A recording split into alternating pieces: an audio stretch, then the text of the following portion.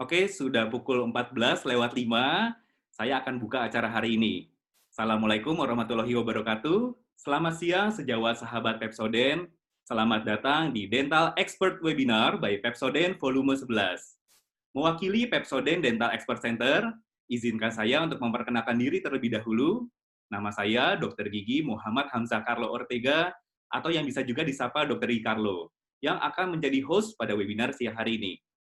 Sebelum acara dimulai, silakan sejawat sahabat Pepsodent untuk menyimak tata tertib webinar berikut ini.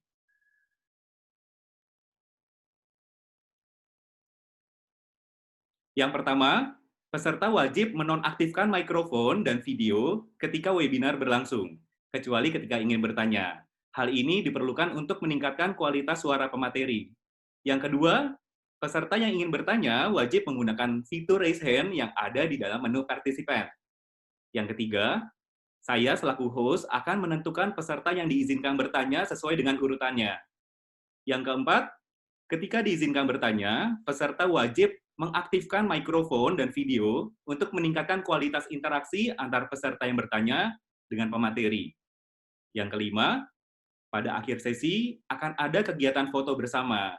Semua peserta akan diminta untuk mengaktifkan video dengan menggunakan masker pribadi untuk berfoto dengan gerakan yang akan diinstruksikan.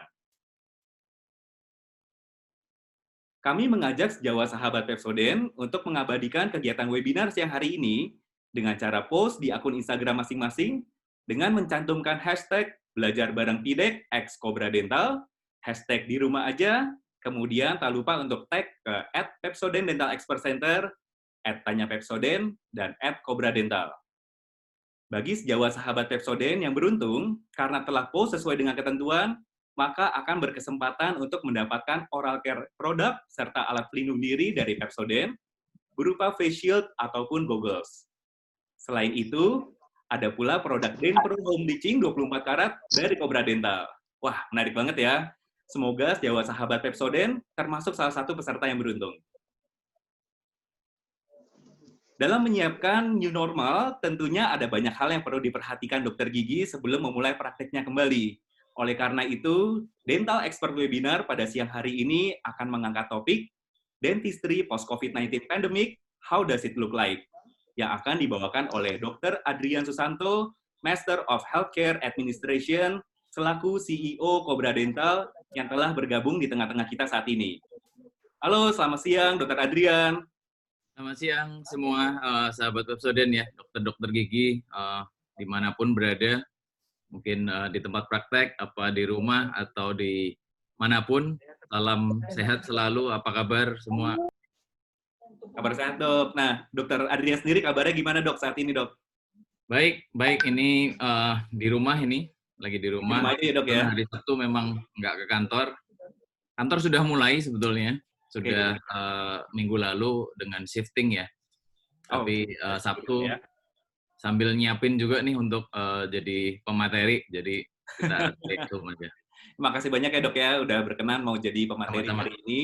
Sekalian nih, Dok, kan mungkin rekan sejawat dokter gigi di Indonesia sudah sangat familiar dengan Cobra Dental ya selama ini. Semoga. Nah, menurut Dokter Adrian, kira-kira kalau dari sisi industri kedokteran gigi, apa sih hal yang paling signifikan berbeda, Dok, dari sebelum COVID-19, pandemik, sama kondisi saat ini, Dok?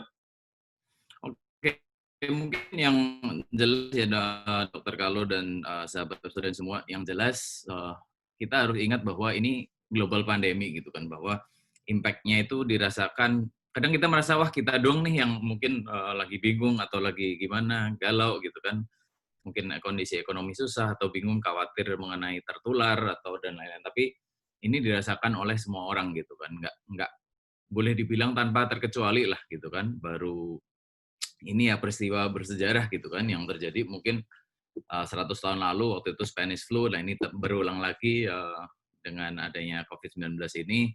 Jadi ya we're all in this together gitu kan. Secara bisnis of course kita di Cobra Dental juga ya kita tahu sendiri banyak hampir semua malah untuk 90% lebih klinik stop beroperasi ya. Waktu itu mulai kira-kira mungkin pertengahan Maret atau akhir Maret.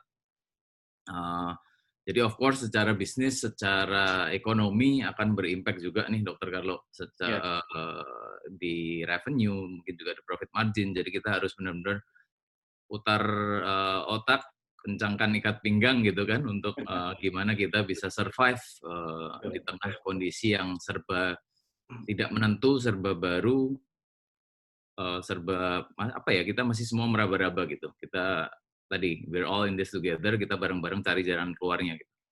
Nah, benar banget, Dok. Pasti tentunya materi hari ini juga bakal seru banget ya, Dok ya, bakal dikupas tuntas seputar new normal. Jadi untuk mempersingkat waktu, Dok, sesi presentasi materi kami persilakan untuk Dr. Adrian. Silakan, Dok. Oke, langsung ke next slide aja, Dokter Gema. Jadi title yang saya ambil, sebelumnya selamat siang ya semua, rekan-rekan segawat, sahabat Pepsodent dimanapun Anda berada. Selamat siang, nama saya Adrian Susanto, CEO Cobra Dental. Mungkin yang belum kenal, salam kenal ya.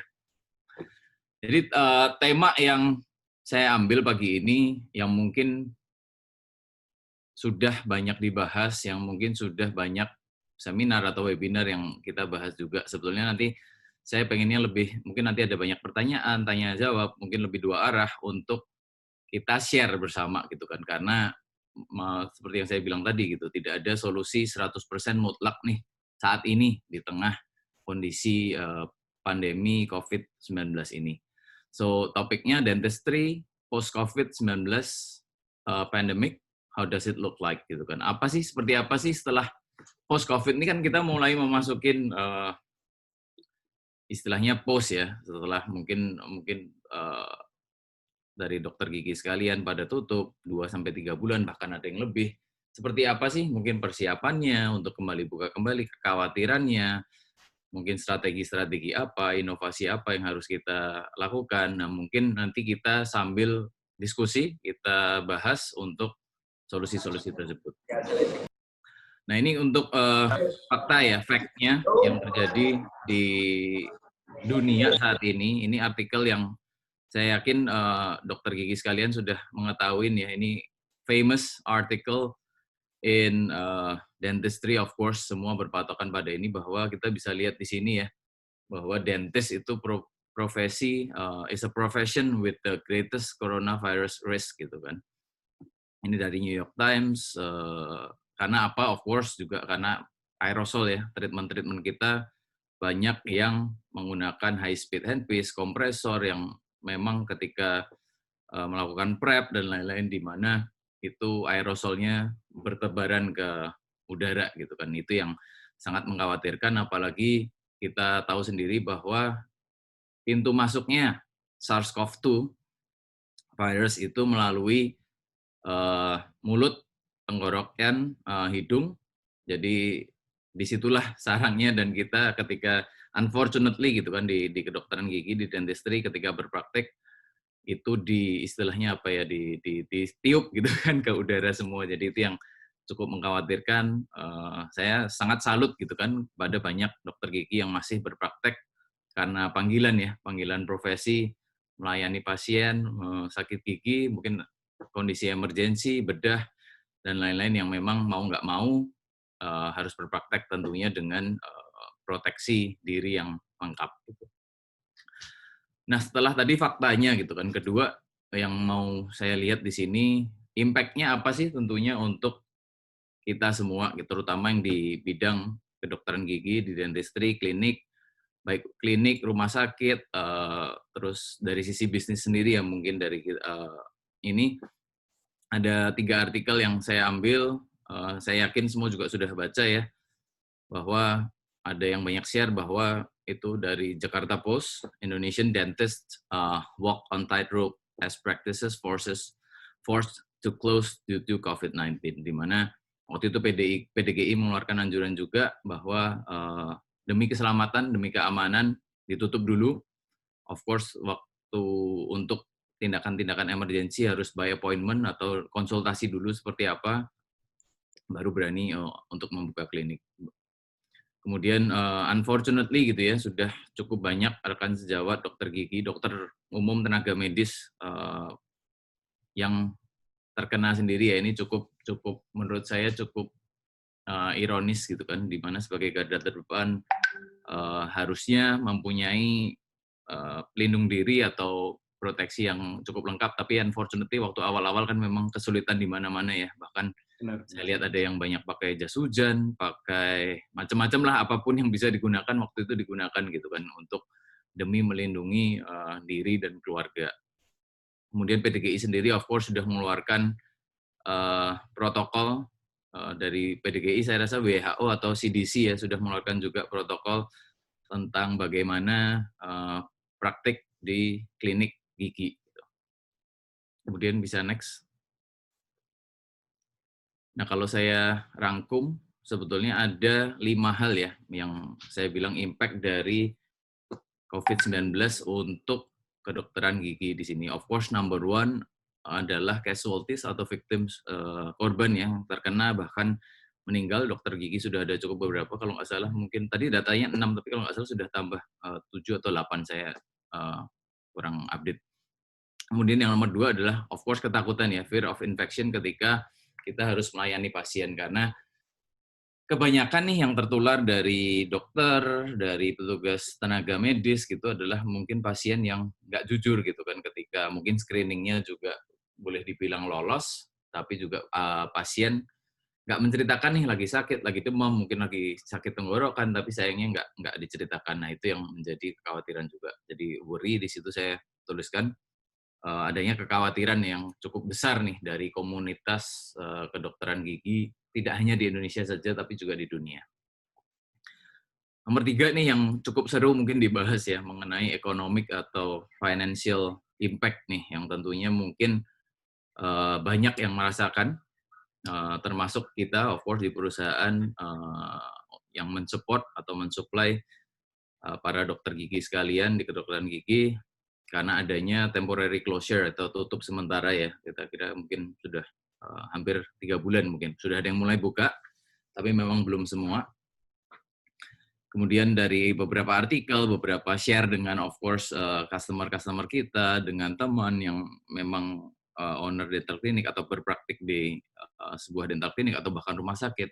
Di situ jelas bahwa reduce income ya, at least cerita rata-rata mungkin bisa 50, 60, 70, bahkan 90% dan even zero karena harus tutup, ya gimana gitu kan. Jadi pengeluaran jalan terus gitu kan yang dikhawatirkan. Sewa tempat mungkin, sewa klinik, mungkin bayar gaji, apalagi kemarin bulan Mei ya, harus keluarin THR gitu kan, itu PR saya rasa semua semua dokter gigi yang punya klinik, business owner pasti cukup pusing gitu kan, untuk mikir bagaimana tentunya dengan menyesuaikan di kebijakan-kebijakan pemerintah sendiri yang bisa yang cukup membantu gitu kan, untuk meringankan beban atau cost di sebuah usaha atau klinik. Di situ saya tuliskan juga poin kedua adalah role as kebanyakan gitu kan dokter gigi di dokter gigi adalah juga small business owner gitu kan, baik berpraktek secara sendiri berarti malah harus memanage semuanya sendiri gitu kan, dari mungkin ketenaga kerjaannya, mungkin dari sisi perawat, menggaji staff, pembelian alat bahan, terus bagaimana operasional, biaya-biaya operasional. Nah, itu membuat kita sadar gitu kan, ketika kondisinya seperti ini kita harus benar-benar terus berinovasi, kita harus tetap shift-nya cepet nih untuk kalau kita naik mobil gitu kan atau naik kendaraan motor gitu kan, giginya cepat nih untuk perpindahannya gitu kan, ketika harus belok, ketika harus pindah ganti gear dan lain-lain. Itu yang nah, sekarang the big questions gitu kan, the elephants in the room is sekarang udah 2 sampai 3 bulan tutup gitu kan. Mungkin masih ada yang tutup, sudah ada yang mulai buka. Tapi sampai kapan gitu kan? Sampai kapan kita harus buka kembali gitu kan? Pertanyaannya. Nah, of course nanti saya akan bahas lebih lanjut mengenai ini, tapi ini yang saya rasa juga di benak rekan-rekan sejawat, sahabat Pepsodent semua, kekhawatirannya akan terus ada karena is the virus gonna go or it will stay with us? Kita belum tahu gitu kan sekarang. Terus yang cukup positif nih, impact yang saya tetap melihat ada impact cukup positif dari adanya COVID-19 ini adalah kita merasa unity ya, ada unity-nya senasib sepenanggungan. Saya bangga dan senang gitu kan melihat banyak melalui sosial media, melalui platform masing-masing, banyak dokter gigi yang share gitu kan mengenai apa sih protokol-protokol yang mereka lakukan di klinik gitu, mengenai tips and trick, mengenai gimana sih kita menghadapin COVID-19 ini, bagaimana mungkin secara finansialnya apa yang mereka lakukan gitu kan untuk cash flow management, tips and trick mungkin secara menyampaikan mungkin berita yang kurang bagus gitu kan kepada staff yang mungkin harus kita rumahkan gitu kan. Itu banyak sekali yang sudah share melalui sosial media yang dalam mungkin keseharian quote unquote as a competitor sejawat juga, tapi semakin kerasa unity-nya, sharing-nya ketika terjadi pandemi ini gitu. Itu yang nomor 4. Nah, nomor 5 of course in my own belief gitu, dan saya rasa cukup justified juga bahwa kita semua ngomongin new normal gitu kan. Tapi di klinik gigi atau di kedokteran gigi, di pekerjaan sebagai dokter gigi, new normal ini akan sangat kerasa di mana bahwa ada perubahan yang akan cukup signifikan gitu kan. New normal, new protokol, new habit, kebiasaan-kebiasaan yang tadinya mungkin nggak ada, jadi ada sesuatu yang tadinya nggak dilakukan, jadi dilakukan ya karena tujuan untuk menjaga atau melindungi kesehatan diri, untuk pasien juga, dan semua orang yang ada di dalam klinik sendiri, baik dari perawat, mungkin front office, back office, dan lain-lainnya.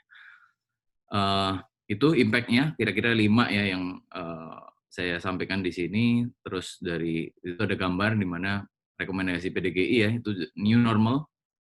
Saya nggak membayangkan sahabat-sahabat student berpraktik dengan menggunakan APD level 3 ya, di mana mungkin banyak misalnya pengerjaan yang estetik, mungkin pada pakai mikroskop, mulai panasnya seperti apa gitu kan, kemudian mungkin sekarang gloves-nya harus double gitu.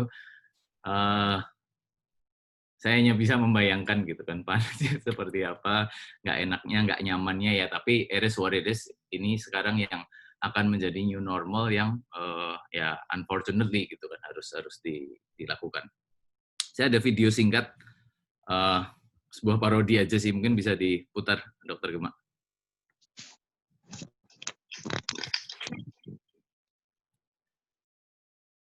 Mungkin udah pada lihat juga ya, tapi menurut saya cukup menggelitik, dan mungkin ini merefleksikan ketakutan sahabat Babso dan semua ketika akan mulai berpraktek nih, setelah misalnya 2 bulan di rumah, dengan berita pemberitaan yang di luar sana gitu.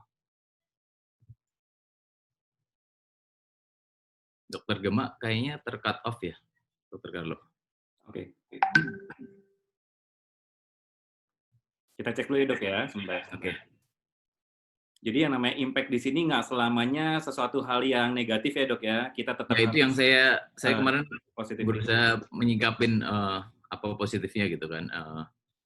Di tengah walaupun negatifnya banyak sekali gitu, tapi muncul hal-hal positif gitu Mas Ian. Ini videonya.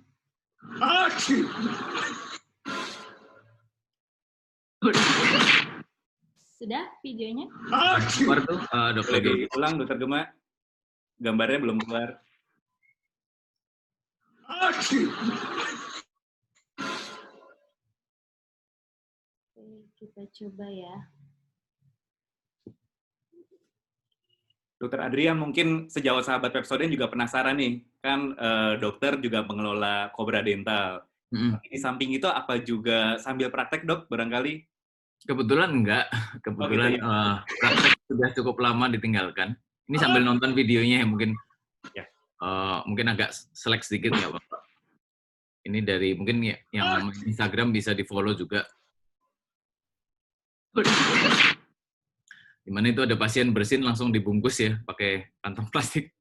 Saking parnonya dok ya, bungkus aja. Saking parnonya gitu kan, saking parnonya langsung dibungkus dibuang. Itu a joke aja lah untuk ngelihat. Tapi saya rasa itu kekhawatiran yang valid gitu kan. Saya rasa sangat sangat make sense di saat sekarang.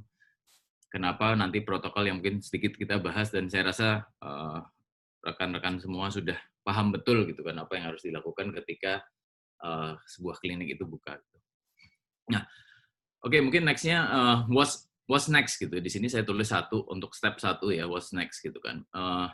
Berdasarkan beberapa jurnal yang saya baca, reference dan journals gitu kan, banyak yang bilang bahwa the virus is going to stay among us gitu kan. Uh, Tentunya ya kita menunggu gitu kan vaksin. Apakah 6 atau apakah 9, 12, 18 bulan.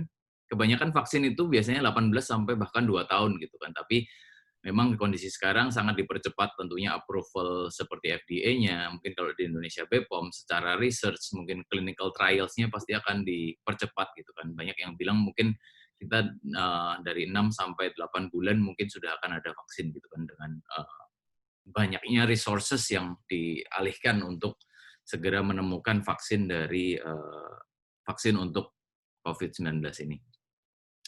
Ada bahkan juga banyak yang dari yang saya baca tadi referensinya itu menyampaikan untuk ini akan berubah gitu kan, dari pandemik menjadi endemik gitu kan.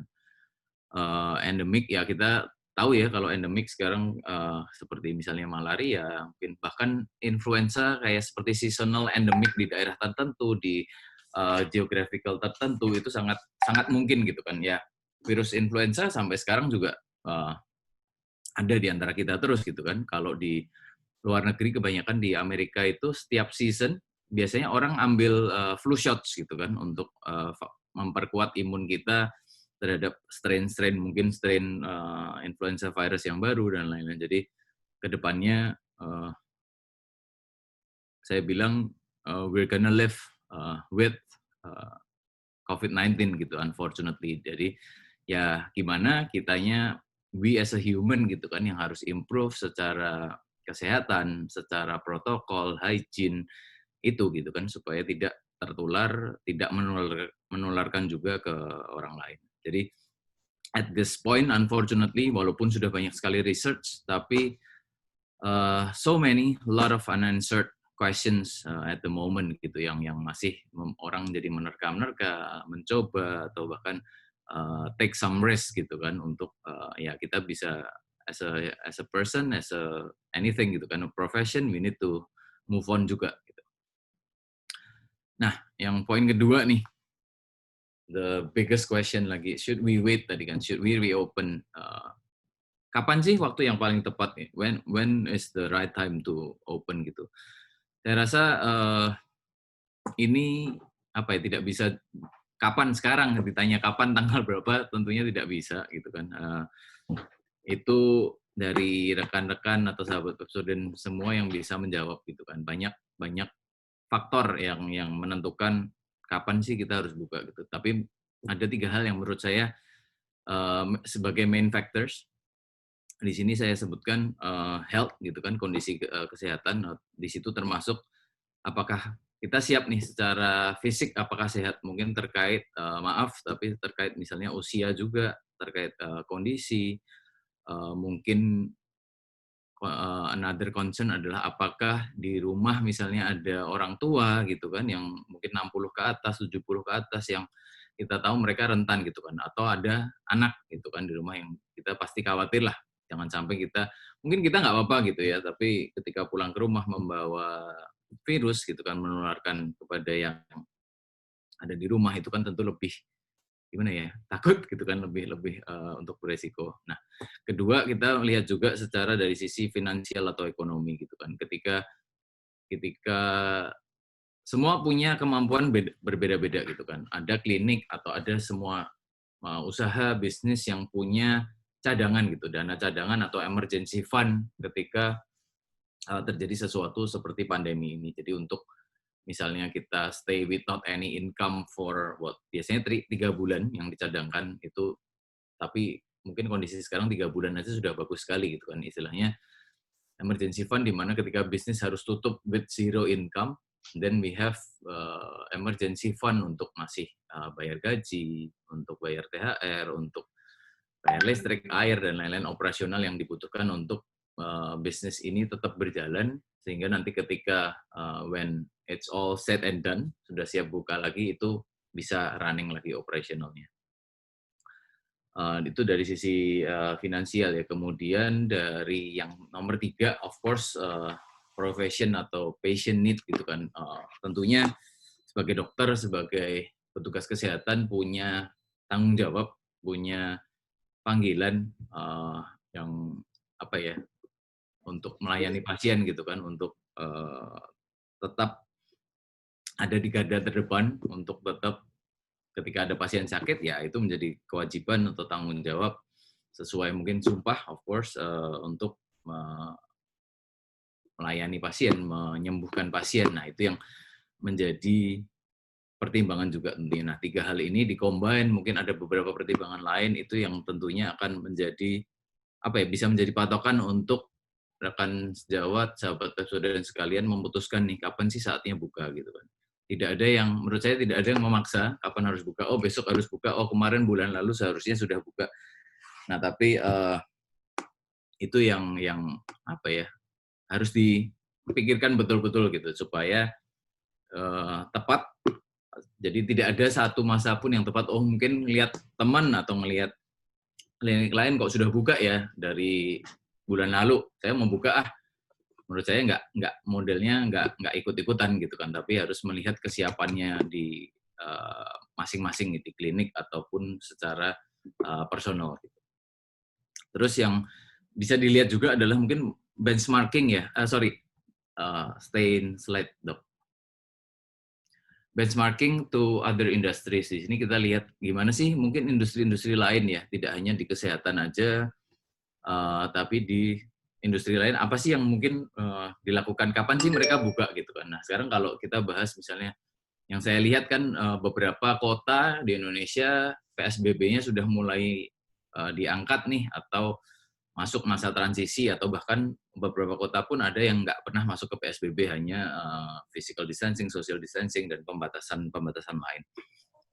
Nah, itu bisa dilihat gitu kan, misalnya, oh restoran sekarang gimana sih, apa sudah buka, dan mungkin lihat sudah ada traffic gitu kan yang masuk. Mungkin kita lihat seperti apa ya, kalau tempat kayak hiburan, mungkin bioskop, mungkin apa ya, tempat-tempat yang sifatnya hiburan, mall gitu, kayaknya orang masih takut ya. Cuman kita bisa lihat, kita bisa benchmarking misalnya, atau bengkel, atau mungkin hotel, yang bisa kita lihat untuk sebagai indikator gitu kan, apakah sebetulnya dari kotanya sendiri atau masyarakatnya sendiri sudah siap ketika kita buka pun mereka akan datang gitu.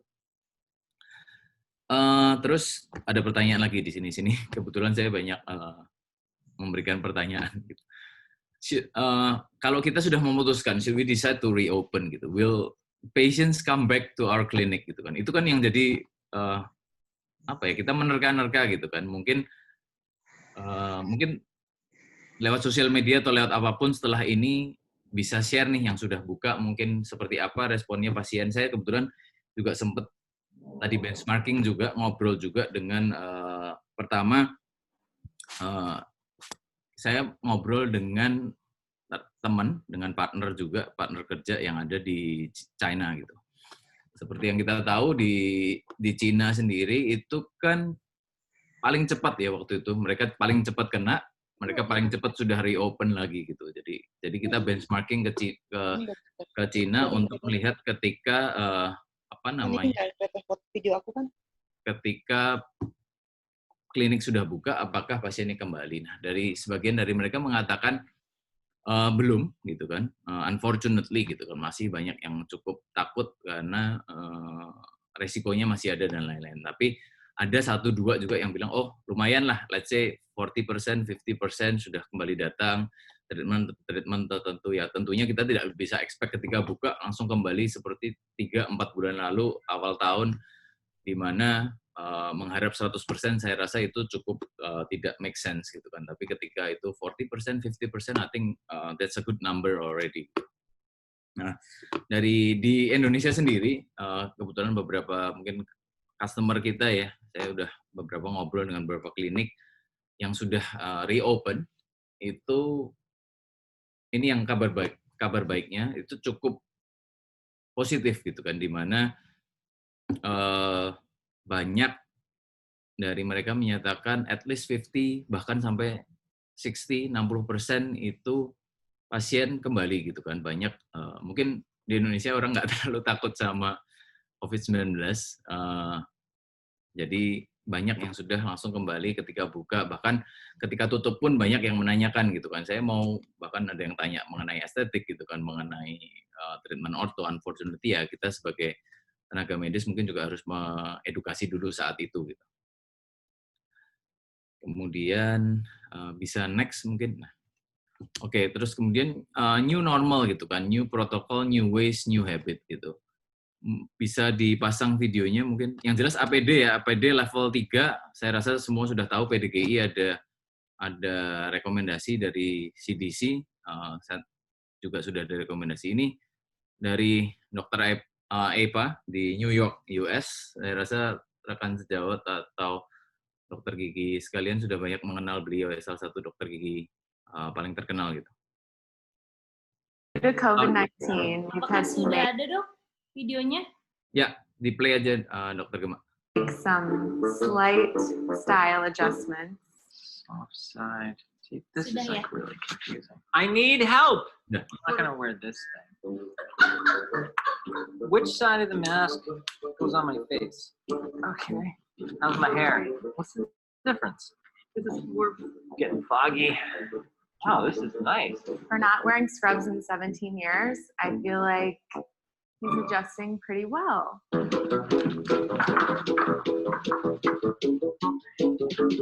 Maybe a little too well. Let's go to work. Dr. Appa usually has a very specific style. What are you rocking? What is this? Always bring. Ya, ini Dokter Michael Epa ya, dia sedikit bercanda juga gitu kan di kliniknya di New York. Beliau ini kan salah satu dokter dokter top, dia estetik kerjaannya.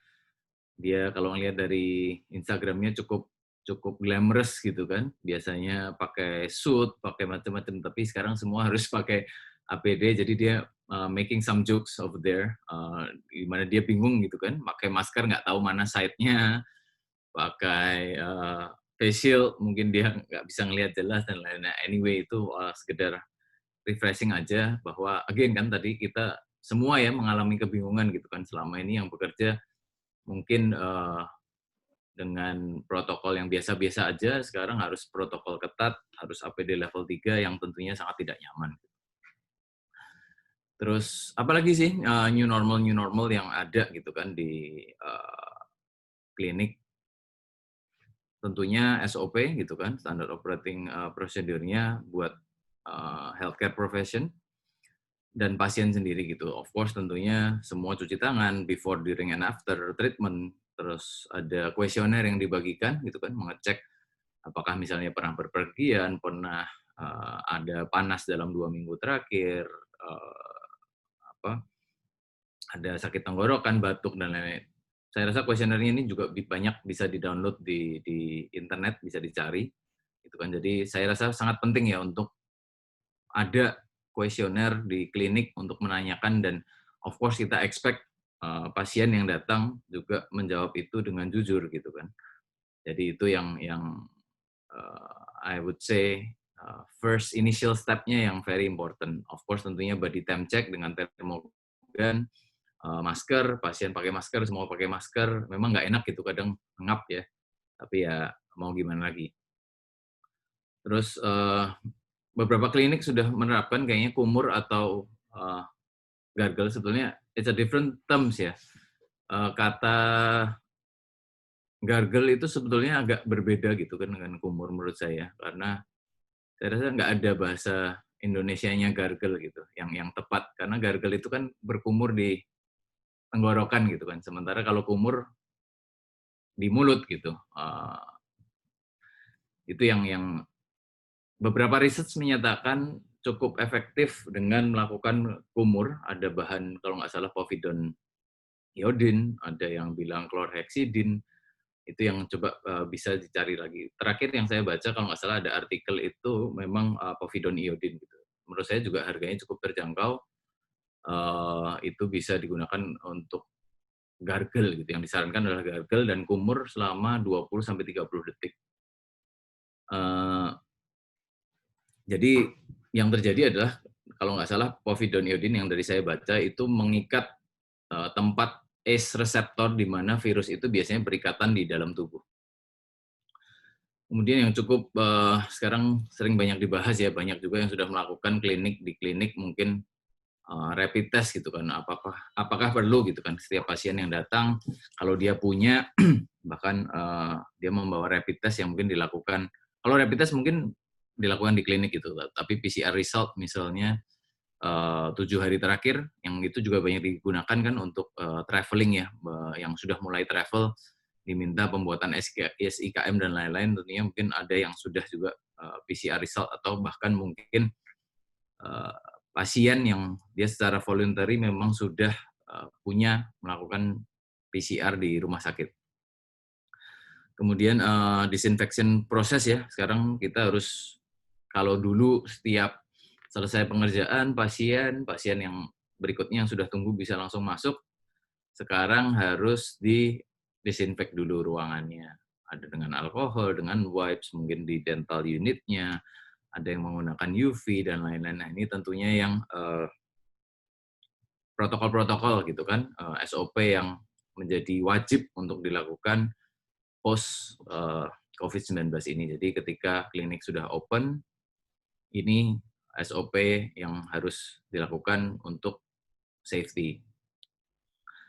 Kemudian yang ketiga di sini adalah new investment gitu. Mungkin ini yang mungkin nanti akan banyak pertanyaan dan lain-lain. Jadi apakah are they worth it gitu kan? Sebetulnya efektif nggak sih gitu kan? Efisien nggak sih? Beneran bisa bunuh kumannya nggak sih kalau saya install semuanya ini, misalnya aerosol suction unit, autoclave, UV light, negative pressure misal, atau HEPA filtered room. Apakah saya 100% terbebas dari infeksi COVID-19 gitu kan? That's the biggest question juga gitu. Nah, alat-alat ini tentunya new investment ini membantu untuk kita mempersiapkan kembali berpraktik dan juga meminimalisasi resiko penularan di klinik gitu kan. Kalau kita ngomongin aerosol suction unit, autoclave terutamanya, atau mungkin negative pressure, itu sebetulnya di beberapa negara, Indonesia juga mungkin sudah menjadi semacam protokol dari Dinas Kesehatan. Autoclave yang jelas itu sudah menjadi, ketika mengajukan izin ya ke mungkin Dinas Kesehatan setempat, itu biasanya mereka menanyakan mengenai autoclave. Tapi yang lainnya, mungkin negara-negara lain, negara yang lebih maju dari kita sudah cukup menerapkan itu. Jadi ini sebetulnya sudah merupakan standar protokol karena resiko tadi ya. Jadi dalam kondisi sehari-hari pun sebetulnya resiko penularan infeksi apapun ya, nggak hanya coronavirus atau COVID-19, tapi virus-virus lain atau bahkan bakteri itu cukup tinggi di klinik gigi gitu. Jadi ini yang harus kita sadarin, bahwa kita harus berbenah, kita harus merubah habit yang selama ini mungkin nggak apa-apa deh, gitu. Nah, itu yang harus kita ubah mulai sekarang, menerapkan protokol-protokol yang ketat gitu. Alat-alat ini ini pandangan saya ya, membantu gitu. Kalau ditanya apakah 100% menghilangkan resiko kita untuk tidak tertular coronavirus, tentunya tidak ada yang bisa menjamin gitu 100%. Kita tentunya nggak ada yang mutlak bisa menjamin 100% gitu kan. Kalau kita ngomongin HEPA filter pun, itu dia menyaring 99,97% partikel dengan ukuran lebih besar dari, kalau nggak salah, 0,3 mikron. Nah, itu tentunya membantu. Kalau kita ngomongin aerosol suction unit, aerosol yang keluar dari treatment di pasien, dari mulut pasien, tentunya masuk ke dalam mesin tersebut, di mana mesinnya ada HEPA filter juga. Jadi ya meminimalisasi, tapi kalau kita honestly, kalau bilang 100% tentunya enggak. Jadi harus dikombinasikan gitu kan, antara tadi yang nomor 2, protokol-protokolnya dengan new investment products atau apapun yang digunakan untuk meminimalisasi terjadinya penularan virus sendiri. Next, Dok. Jadi looking beyond gitu kan, apa yang akan berubah sih di dekat-dekat, nggak usah kita ngomongin panjang-panjang deh tahun depan atau 2 tahun, mungkin bahkan 3-6 bulan ke depan tuh apa aja sih. Ini saya sedikit nge-quote, waktu itu kita pernah ada acara dengan Dr. David dari Opal Dental, itu beliau share gitu kan 5 tips and trick gitu kan yang dilakukan. Ini mungkin lebih secara financial gitu kan, mungkin yang belum buka, mungkin yang sedang consider akan buka, bahkan atau mungkin yang sudah mulai buka, ini saya rasa ini bisa diterapkan gitu kan, 5 tips and trick-nya ini masuk gitu untuk semua klinik gigi atau dokter gigi gitu. Pertama adalah tentunya cash management ya. Di sini, jadi kita harus selalu strategize and innovate gitu. Kita nggak boleh, wah ya udah tutup gitu kan, nggak bisa ngapa-ngapain, enggak gitu. Menurut saya justru banyak kesempatan untuk ketika tutup mungkin renovasi, mungkin tadinya ada yang bocor, kita renovasi dikit deh, ketika nanti mungkin ketika pasien sudah kembali lagi, dia akan merasa lebih nyaman ke klinik, mungkin yang tadinya nggak sempat gitu kan, karena kita sibuk berpraktek, pasien banyak, nggak sempat dilakukan. Nah ini justru ketika tutup bisa dilakukan hal-hal semacam ini. Kemudian nomor 1 ya adalah cash management gitu kan, cash flow management, di mana tadi yang saya sempat singgung di depan mengenai mungkin emergency fund, mengenai save up cost-nya gitu kan, jangan boros gitu. Bisa kira-kira mungkin pisahkan juga keuangan antara pribadi dengan klinik supaya nggak keseret kanan kiri, nggak ketarik kanan kiri gitu. Cara cash flow jadi bisa siap, bisa terus berlanjut nih kliniknya, nggak sampai harus benar-benar tutup dan nanti kesulitan ketika sudah saatnya, sudah aman untuk buka kembali.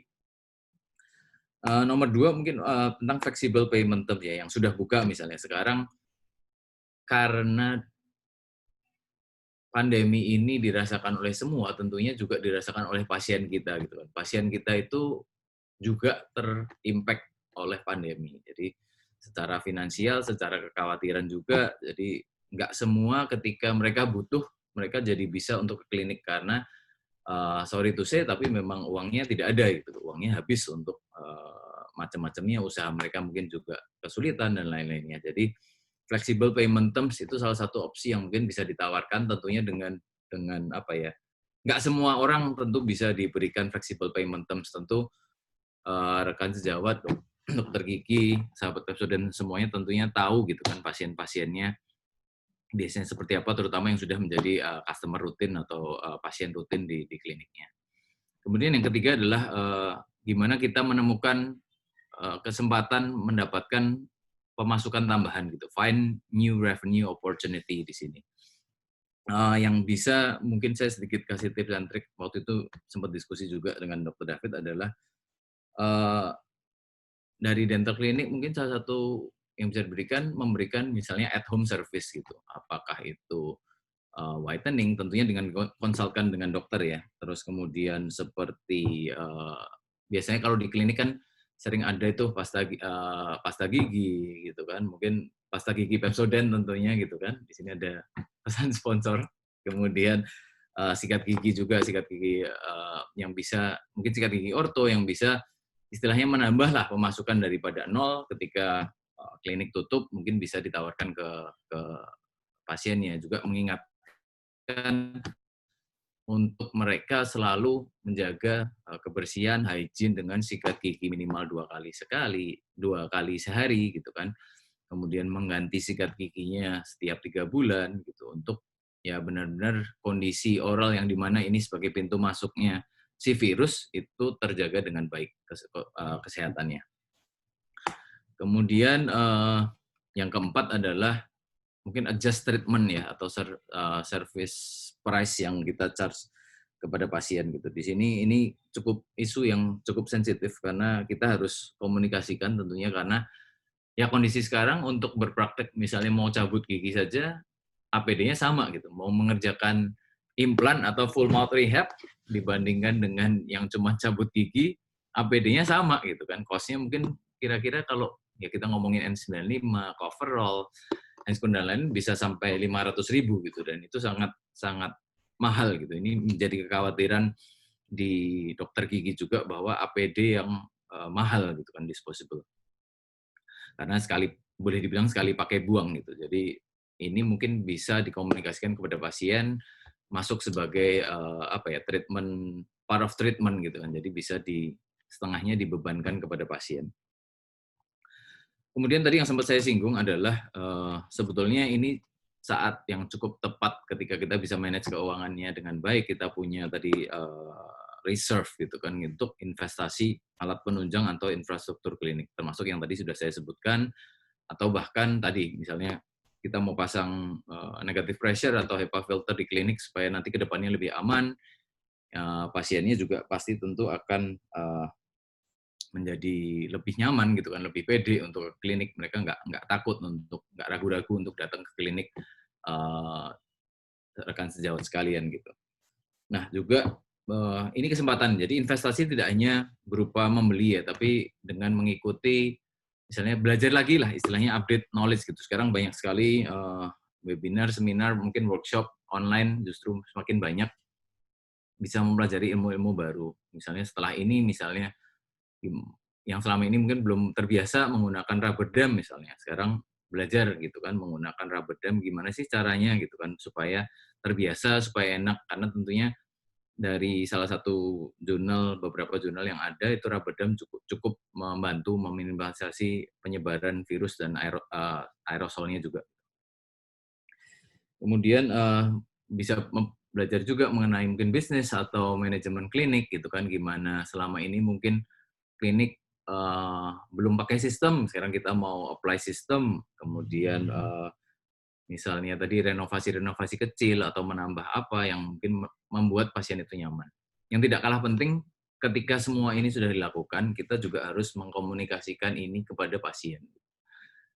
Kenapa perlu dikomunikasikan? Karena they need to know gitu, bahwa kita juga berbenah, bahwa klinik ini juga mengikuti protokol atau standar yang dianjurkan oleh PDGI dan juga oleh CDC dan juga dipakai di seluruh dunia mengenai SOP safety measures yang harus dilakukan di klinik supaya tidak terjadi penularan baik itu dari pasien atau bahkan dari tenaga medis atau staf yang ada di klinik kepada pasien.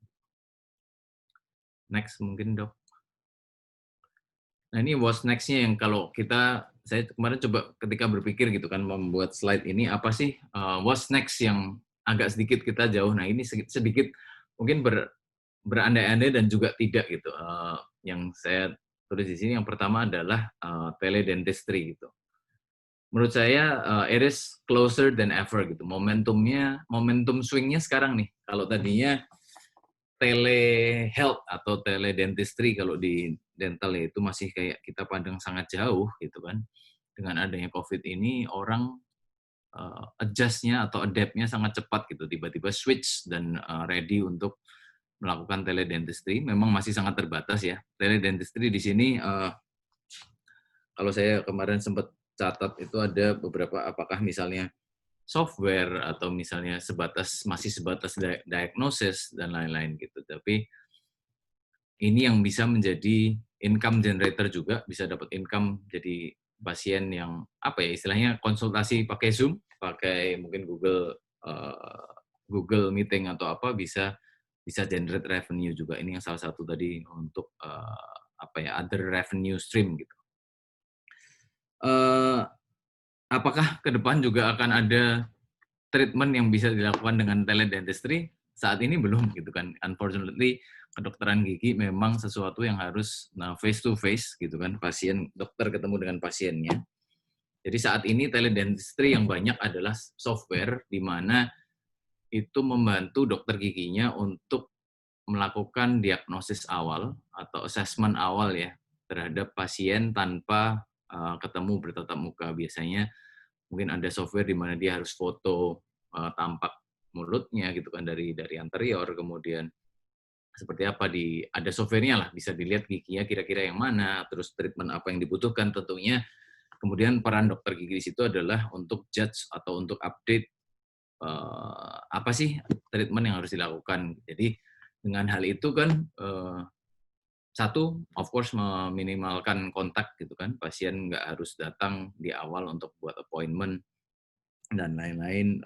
Kemudian cost APD tentunya terpangkas ya, kita juga lebih nyaman gitu kan bisa konsultasi. Kalau konsultasi langsung di klinik tentunya tetap harus memakai APD lengkap gitu, walaupun hanya konsultasi itu yang harus dilakukan.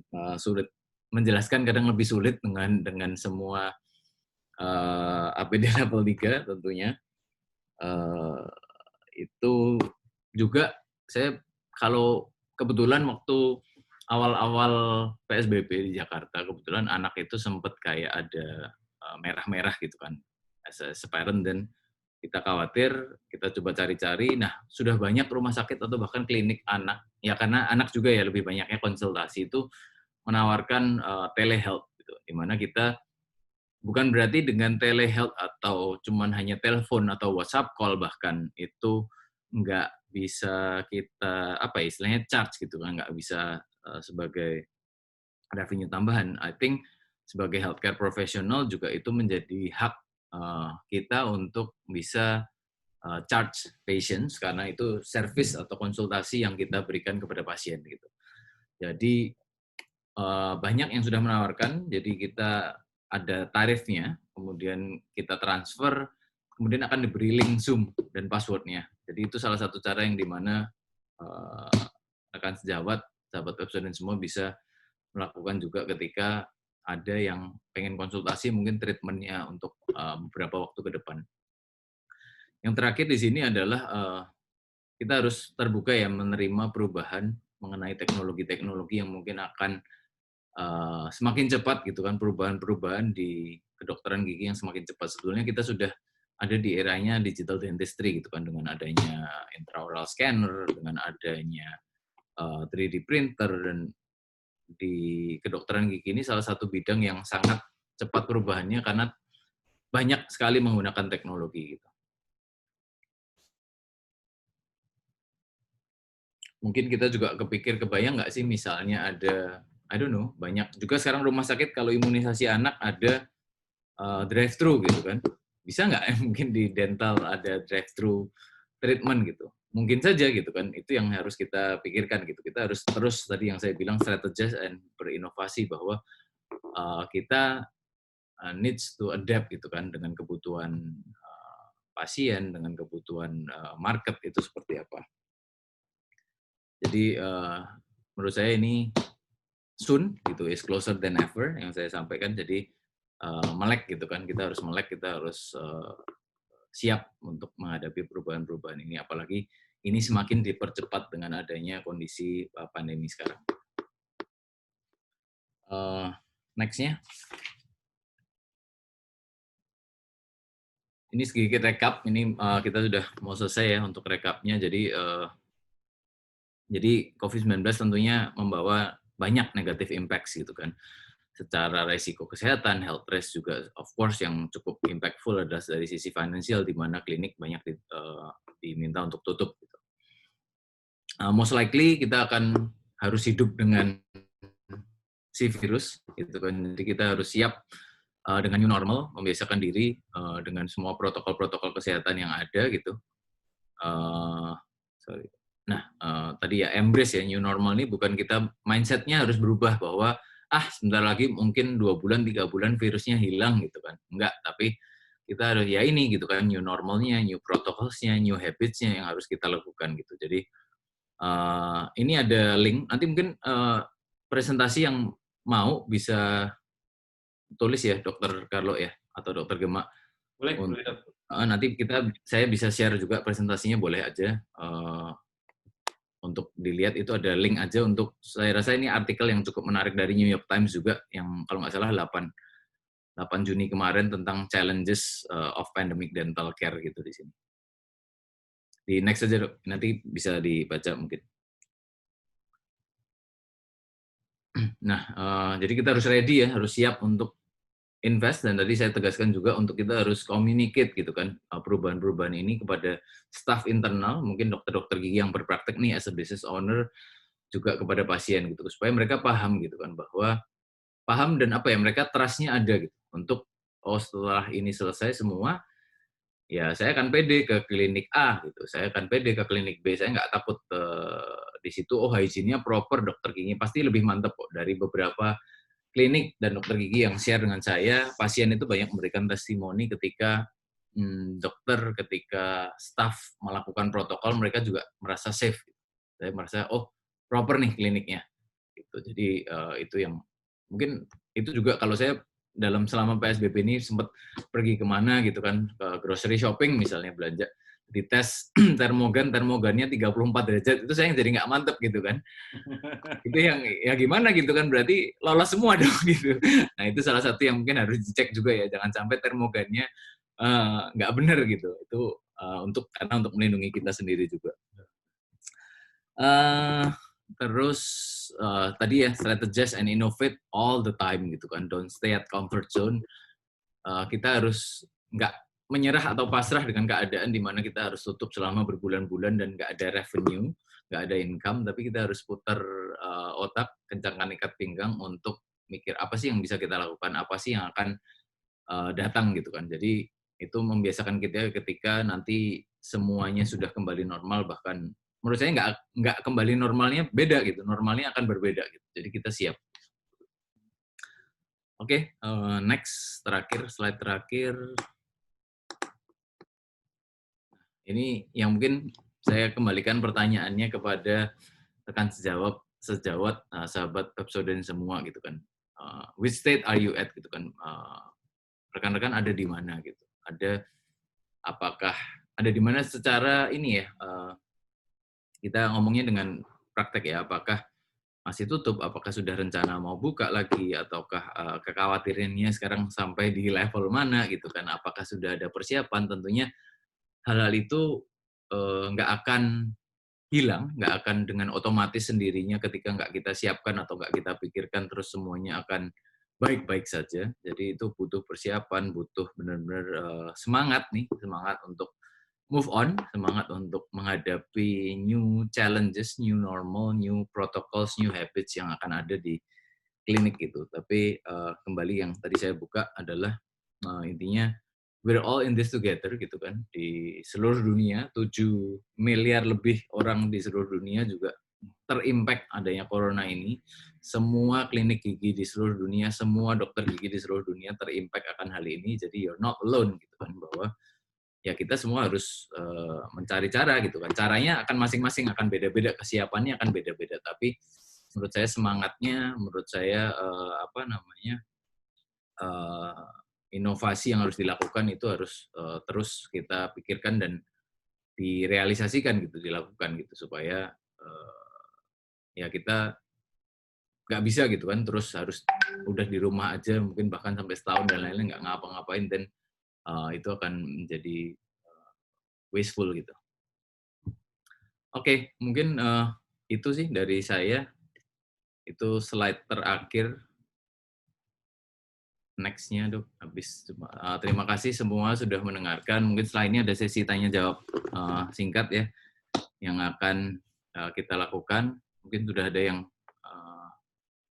silakan, Dr. Carlo. Mungkin waktu dan tempat saya kembalikan.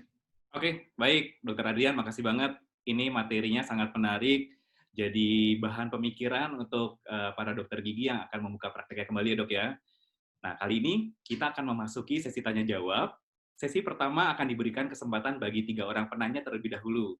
Bagi rekan sejawat yang namanya saya sebut, silakan untuk mengaktifkan fitur audio dan videonya terlebih dahulu. Ya. Dan satu hal lagi, mungkin banyak sejawat sekalian yang tanya kira-kira apa yang disampaikan Dr. Adrian atau poin-poin tertentu ada nggak yang bisa disampaikan dan diambil oleh para sejawat. Kami dari Pepsodent Dental Expert Center memiliki grup via Telegram. Linknya sudah kami sampaikan pada saat dokter telah melakukan registrasi. Silakan join, Dok. Jadi nanti segala informasi dapat lebih mudah kami sampaikan lewat grup itu, ya. Oke, sekarang saya coba cek dulu. Oke, pertanyaan pertama saya persilakan kepada Dr. Gigi Tauzan Mimba. Silakan, Dok. Boleh unmute, boleh aktifkan videonya. Ya dok. Halo dok. Ya, halo dok. Halo, Dok. kedengeran? Kedengeran, Ya, sudah kedengeran. Oke, dok, ini kan baru aja, baru banget tadi ngeliat postingan salah satu sejawat itu tentang WHO baru aja merilis pernyataan bahwa OTG atau orang tanpa gejala terbukti sangat jarang atau sangat kecil kemungkinannya untuk menularkan ke orang lain. Melihat pernyataan ini, apakah new protokol yang selama ini kita berlakukan selama pandemi itu bisa berubah dok? Gitu, karena mengingat bahwa pasien yang datang tentunya kita screening dulu, terus juga pastinya kita lihat suhunya, terus juga ada screening formnya juga, kayak gitu. Itu sih. Ya. Kalau selama ini sih saya pribadi, saya praktek di Bali, di Canggu, itu salah satu. Sudah buka ya dok? Malah belum pernah tutup dok. Hebat, luar biasa. Luar biasa. Iya, malah belum pernah tutup dan sejak akhir Mei sih udah mulai rame lagi. Dan per Juni ini kayak tadi aja kita udah berani ambil whitening sih akhirnya. Oke. Gitu. Cuma Good, jadi dok. pertanyaan sekarang sih based on WHO gitu loh yang tadi diumumkan gitu. Ya. Kira-kira akan ada nggak sih new Ya. protokol itu berubah lagi gitu? Terima kasih dok. Mungkin langsung saya jawab ya Dokter Carlo ya. Ya, boleh Dr. Adrian. Thank you Dr. Tozan. Salut. Selama ini nggak pernah tutup. Saya juga banyak dengar di Bali pada cukup sepi ya kondisinya karena of course kita tergantung tourism di situ. Tapi semangat terus dok. A very good question. Tadi ada rekomendasi dari WHO yang menganjurkan bahwa OTG orang tanpa gejala itu sebetulnya sangat kecil gitu kan kemungkinannya untuk menularkan virus atau COVID-19. Oke, kalau ini pandangan saya believe honestly saya akan baca-baca lagi, tapi menurut saya pandangan saya walaupun disampaikan oleh WHO sangat kecil ya, tapi tetap ada resiko gitu. Walaupun namanya kecil, let's say 1 dari 1000, kalau kita dapat 1 atau 2-nya itu bagaimana gitu kan. That is nggak ada yang guarantee gitu. Tadi kembali 100% nggak bisa 100%. Nah, caranya gimana ya kita harus preventif gitu kan. Kita harus mau nggak mau tadi ya sementara protokol tetap dijalankan. Nah, kedua yang menurut saya penting ini di sini adalah akan berbeda sekali ketika honestly ya, ini pandangan saya bahwa penanganan COVID-19 di Indonesia ini menurut pendapat saya sangat lemah gitu kan, di mana banyak kesimpang siuran, banyak yang mungkin ODP dan PDP tidak dites gitu kan, banyak yang sudah meninggal dengan gejala-gejala COVID tidak di PCR, di mana jadi tidak menambah angkanya gitu kan. Nah, itu yang menjadi khawatir gitu kan. Dua, pemahaman masyarakat sendiri, pandangan masyarakat awam terhadap virus sendiri ini sangat banyak yang masih menyepelekan gitu. Nah, ini yang menurut saya ketika kita menurunkan standar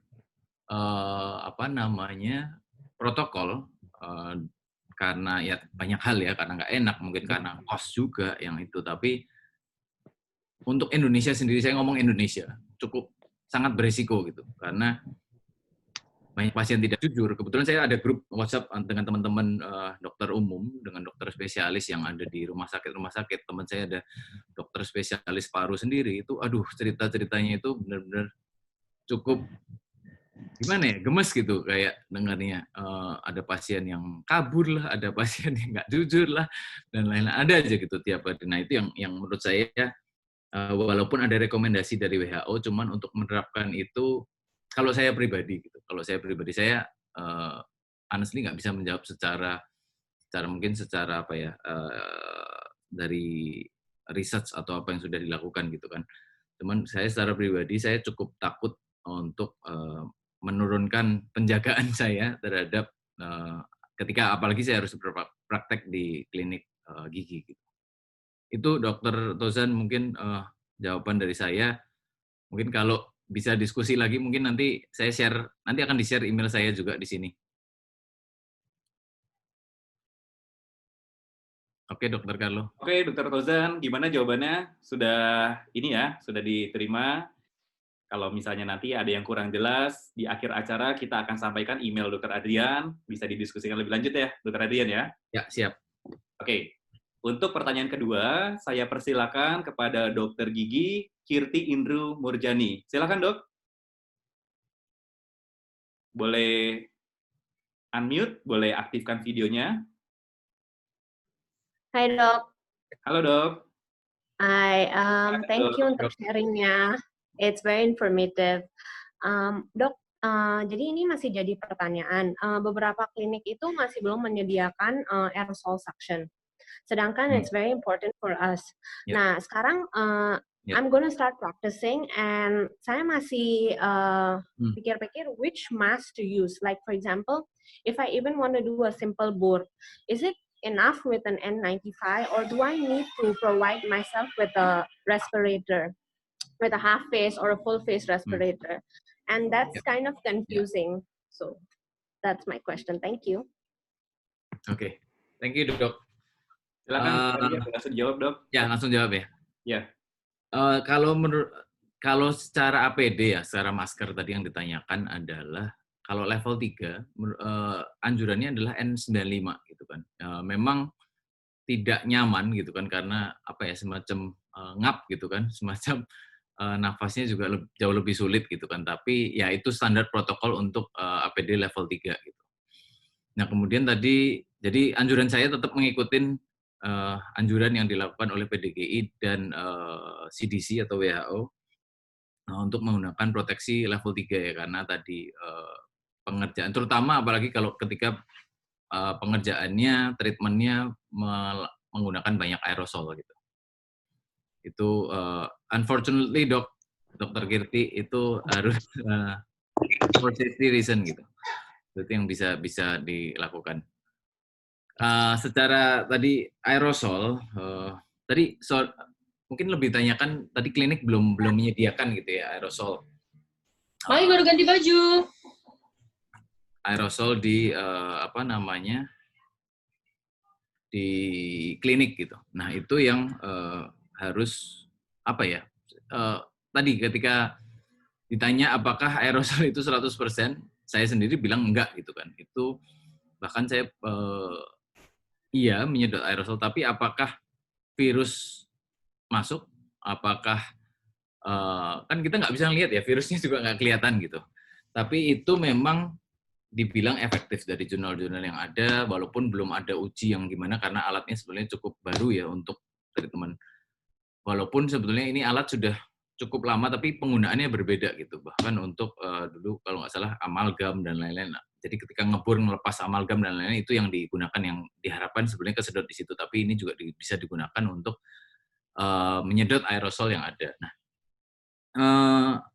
jawaban saya kalau ditanya 100% enggak. Cuman of course menurut saya itu meminimalkan aerosol supaya enggak bertebaran gitu kan di ruangan. Karena kalau ada video di mana saya itu mungkin di YouTube bisa dilihat, if saliva were red gitu kan. Kalau saliva, air liur kita warnanya merah gitu.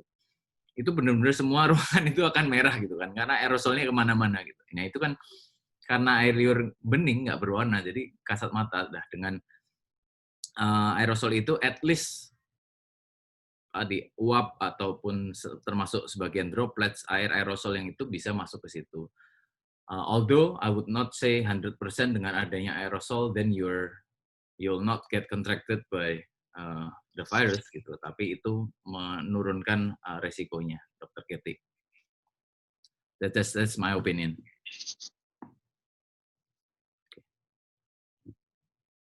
Ya, Dr. Carlo. Masih mute, Dok. Halo, Dr. Kirti. Gimana dengan jawaban Dr. Adrian? Mungkin apakah sudah cukup jelas atau ada yang mau ditanyakan kembali, Dok? Yeah, I think thank you so much, Dr. Adrian, for sharing. And I'm still confused. Do I need the half face respirator? Do I need the full face respirator? I'm still confused on that. I would say follow the protocol, the safety anjurannya ya, Dok ya. I think N95 would be good to protect you when you practice gitu. Thank you. Thank you, Thanks a lot. Dok. Thank you. Oke, terima kasih Dr. Kirti dan Dr. Adrian. Baik, untuk sesi tanya jawab yang pertama, saya buka kembali untuk penanya ketiga. Bagi rekan sejawat yang mau bertanya, silakan aktifkan fitur raise hand-nya terlebih dahulu, Dok.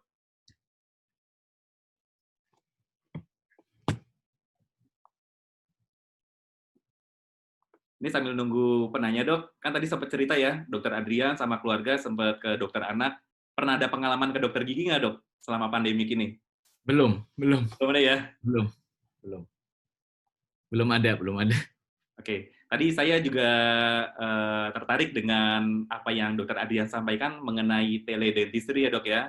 Ya. Jadi tentunya teledentistry ini pasti akan sangat bermanfaat dan kebetulan Pepsodent Dental Expert Center juga akan mengadakan webinar yang selanjutnya atau barangkali yang berikutnya lagi. Jadi rekan sejawat sekalian silakan pantau terus Instagram @Pepsodent Dental Expert Center. Jangan sampai ketinggalan untuk mendaftar karena ada kuota tertentu ya, batas kuota maksimal. Jadi semoga dokter juga bisa ikut untuk topik yang teledentistry.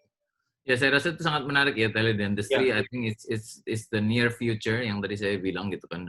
Itu bisa dilakukan, apalagi tadi kan benefitnya banyak gitu kan, meminimalisasi kontak, tetap bisa ngecas pasien sebetulnya gitu kan. Dan ya tadilah nggak usah pakai APD gitu kan, ketika hanya butuhnya konsultasi gitu. Dan dengan aplikasi ataupun software yang ada sudah cukup banyak, itu bisa melihat sih sebetulnya cukup bisa membantu gitu untuk melihat rongga mulut sendiri. Oke. Ada yang tanya ini, Dok? Silakan untuk penanya ketiga, saya serahkan kepada Dr. Gigi Sri Muryaningsih. Mari, Dok, boleh unmute, boleh aktifkan fitur videonya juga. Terima kasih atas waktu yang diberikan.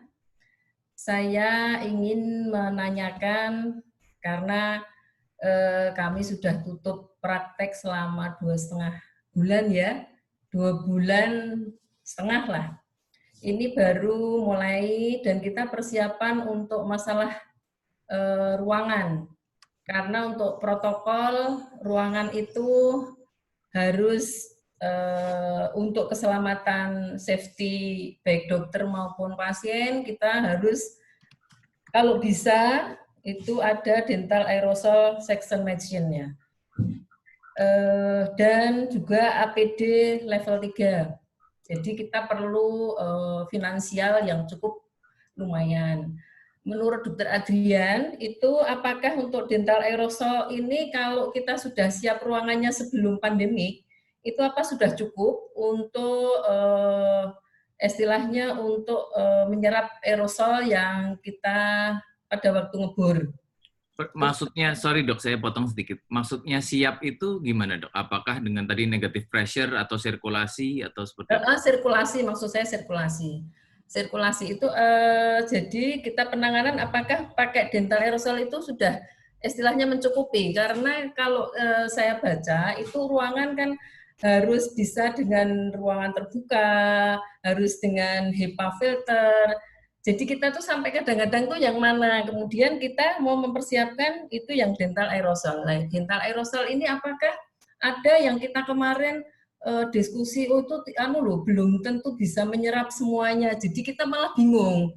Makanya menurut Dr. Adrian, tolonglah saya di istilahnya HEPA filter sama untuk dental aerosol maupun ruangan yang bagaimana. Karena kalau kita merubah itu memang ya finansial kita lebih banyak. Pasti. Satu, yang kedua, kemudian APD ya, tadi sudah dikatakan bahwa APD itu memang mahal sekali ya. Kita beli N95 itu aja sudah 95 sampai 100 berapa. Kemudian bajunya belum lah. Kita kalau mau narik itu yang lebih banyak, itu juga sungkan. Jadi kadang-kadang kita mau menaikkan tarif ya Riko, kalau enggak ya gimana. Padahal kita ya memang udah mahal ya. Kemudian kalau untuk pemakaian APD level 3 itu untuk penanganan pasien itu maksimal berapa, Dok? Atau itu tiap pasien ganti atau 5, misalkan ada 5 pasien itu langsung semuanya atau bagaimana? Baik. Berarti Oke. ya. Berarti mengenai reuse ya, Dokter Sri ya? Ya. Reuse untuk APD-nya. Oke. Mungkin berarti kira-kira ada 2-3 pertanyaan ya, Dokter Sri. Ya. Yang pertama tadi dokter mengenai persiapan ruangan sendiri gitu kan, Ya. untuk apakah anjurannya kan lebih bagus kalau ada tadi negative pressure, terus ruangannya sendiri ada HEPA filter seperti OKA atau ruang operasi di rumah sakit ya, ada HEPA filternya, kemudian tambah lagi kalau di dental misalnya dengan aerosol gitu kan. Apakah misalnya nggak, karena tadi ya dok, concernnya cost, kemudian ketika nggak bisa dengan HEPA dan negative pressure atau ruangannya memang sulit untuk dibuatkan apa ya, sirkulasi gitu dok, apakah cukup dengan aerosol saja gitu kan. Nah, kalau menurut saya sih, saya sedikit memberikan analogi dok. Kalau kita ini kan sedang berperang melawan virus ya, jadi semakin banyak, namanya perang, ketika semakin banyak senjatanya, tamengnya, perisainya, macam-macam, tentunya semakin baik gitu kan. Tapi kan nggak semua bisa afford itu ya dok. Maksudnya nggak semua, satu mungkin secara supply-nya susah. Saya juga sebenarnya sudah pernah ngobrol dengan teman yang kontraktor dengan ini, gimana sih untuk mengubah ruangan. Nah, banyak tempat-tempat sebetulnya kalau seperti ruko, seperti tempat itu banyak yang sulit gitu kan untuk bongkar semua, itu akan renovasi yang cukup memakan waktu, satu, dua secara cost juga nggak kecil gitu. Nah, jadi of course idealnya kalau bisa semua akan lebih baik dok, that would be the ideal condition. Tapi of course dalam situasi sekarang ya mana yang bisa dilakukan dok. Nah, ada klinik share juga, waktu itu Dr. David kalau nggak salah juga cerita, di tempat prakteknya dia itu karena untuk pasang HEPA filter itu akan sulit sekali dan bongkar, sampai bongkar plafon, bongkar genteng dan lain, bongkar tembok bahkan. Jadi dia pasang kayak semacam fan gitu loh dok, yang exhaust keluar gitu. Nah, itu cukup affordable sepertinya, dan biasanya kalau opsi yang murah bisa ke toko apa ya, bahan bangunan atau apa, dan ada tukang elektronik ya elektronik, toko elektronik atau mungkin semacam AC rumah ya, AC itu biasanya mungkin bisa melakukan dok. Jadi itu salah satu mungkin yang bisa ditanyakan gitu kan, kira-kira seperti apa yang at least ada sirkulasi gitu, karena beberapa klinik memang saya tahu kalau di ruko apalagi memang nggak ada ya, sirkulasinya cuma dari pintu gitu ya dok. Betul sekali. Ya paling mungkin itu coba bisa tanyakan. Nah, aerosol ya. Betul. Nah, kalau aerosolnya ya mungkin karena itu yang kalau secara apa ya, secara mungkin saya nggak ngerti kalau cost-nya memasang HEPA dan lain-lain itu berapa. Tapi secara apa ya, kemudahan kan dok, itu kan something yang mobile gitu, bisa ditarik, bisa dimasukkan ya, itu mungkin menjadi opsi menurut saya. Tapi benar sekali gitu tadi yang saya jawab juga bahwa ini nggak mutlak 100% ini bisa menghilangkan gitu kan resiko tertular ketika misalnya emang pasiennya membawa virus gitu. Itu sih dok mungkin jawaban saya ya. Jadi idealnya ya semua bisa dilakukan gitu dari protokol semua, tapi kan nggak semua orang bisa, nggak semua klinik, nggak semua orang bisa melakukan itu in terms of memang ya ruangannya juga nggak bisa diubah gitu kan. Jadi aerosol would help, I would say. Of course nggak 100%, tapi memang tadi ketika perang ya apa yang bisa kita lakukan untuk mempersiapkan melindungi diri kita gitu. Itu yang pertama dok. Kemudian yang tadi mengenai APD mahal kemudian menjadi nggak enak gitu ya dok, mau nge-charge ke pasiennya rikuh gitu kan dok.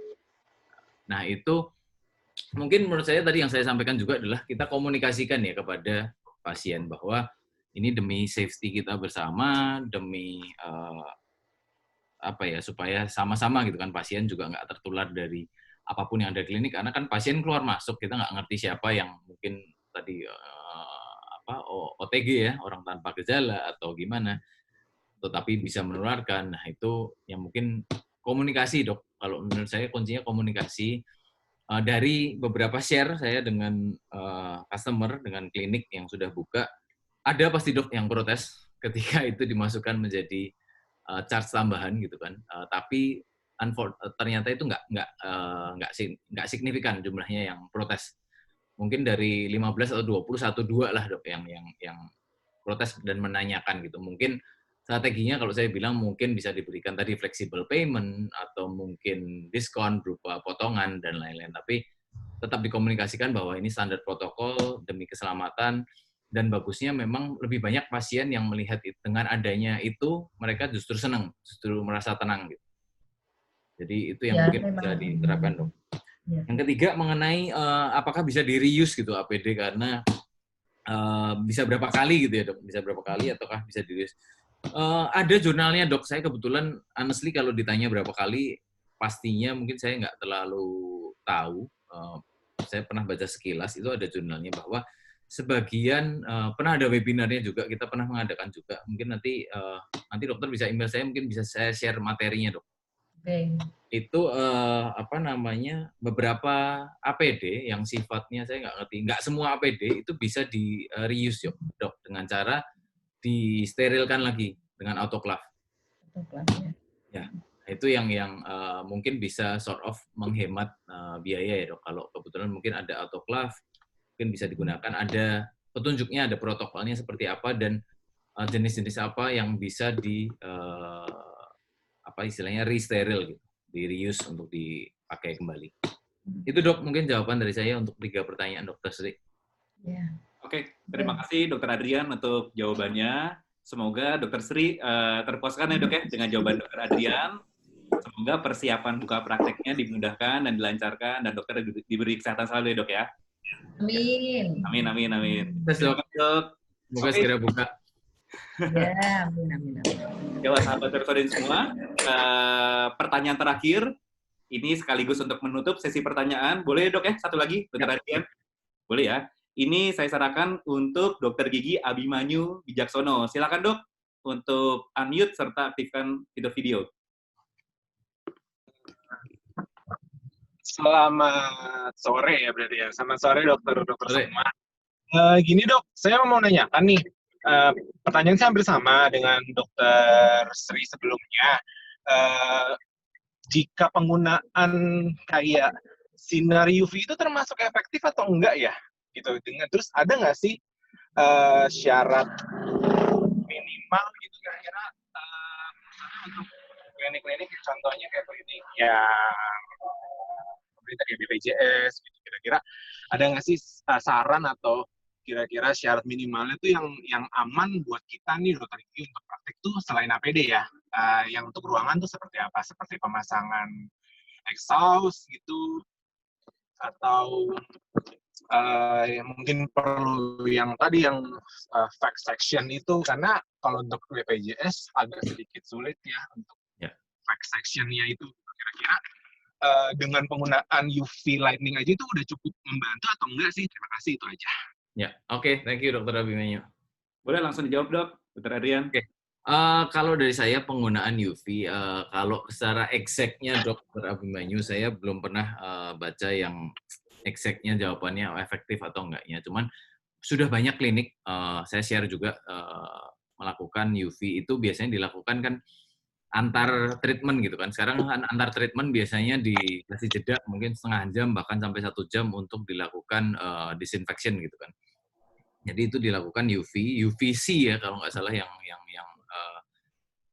efektif dibilang bisa. Dia kalau nggak salah yang saya baca itu dia membreakdown kan virus corona ada kayak mahkotanya untuk nempel reseptor-reseptornya itu. Nah dengan UV itu cukup merusak atau tempat dia untuk nempel itu. Jadi itu cukup bisa meminimalisasi. Again, dalam hal ini saya rasa tidak terus 100% ya pasti, tapi itu saya rasa cukup membantu untuk bisa mengurangin gitu. Dan UV sendiri merupakan solusi yang cukup affordable ya menurut saya. UV bisa didapatkan di toko-toko lampu, toko-toko itu harganya cukup sangat affordable gitu.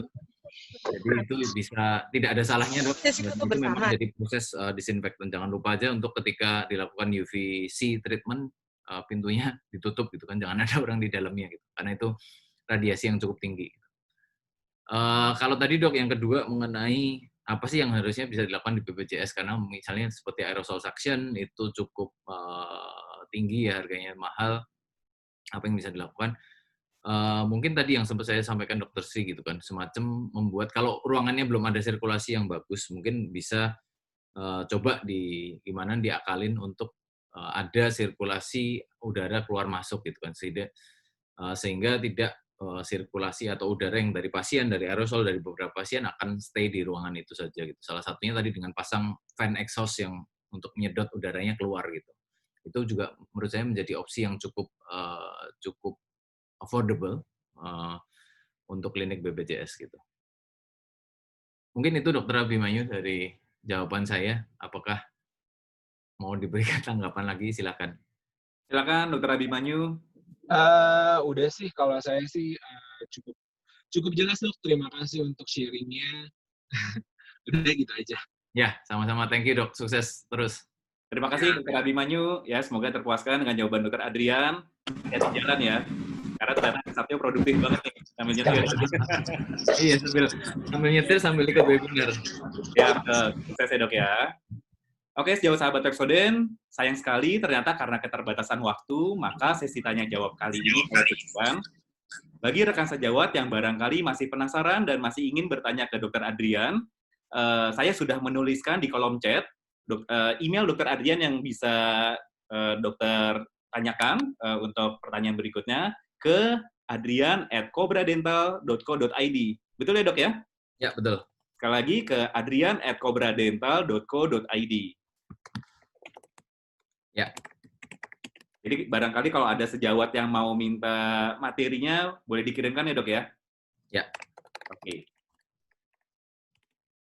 Baik, sejawat sahabat Pepsodent semua, seperti informasi yang telah disampaikan di awal acara, saat ini kita akan melakukan sesi foto bersama.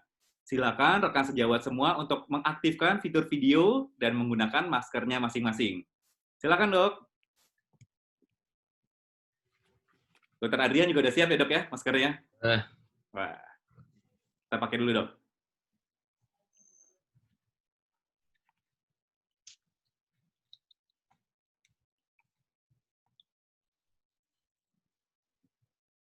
Oke, saya turunin dulu.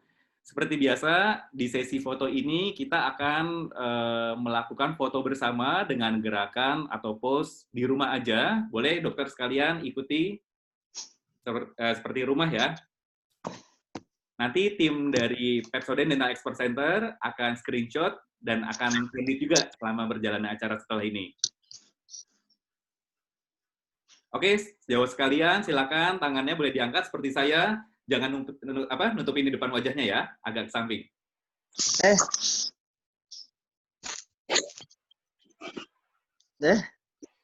Oke, sudah siap semuanya? Saya hitung ya, di hitungan ketiga. 1.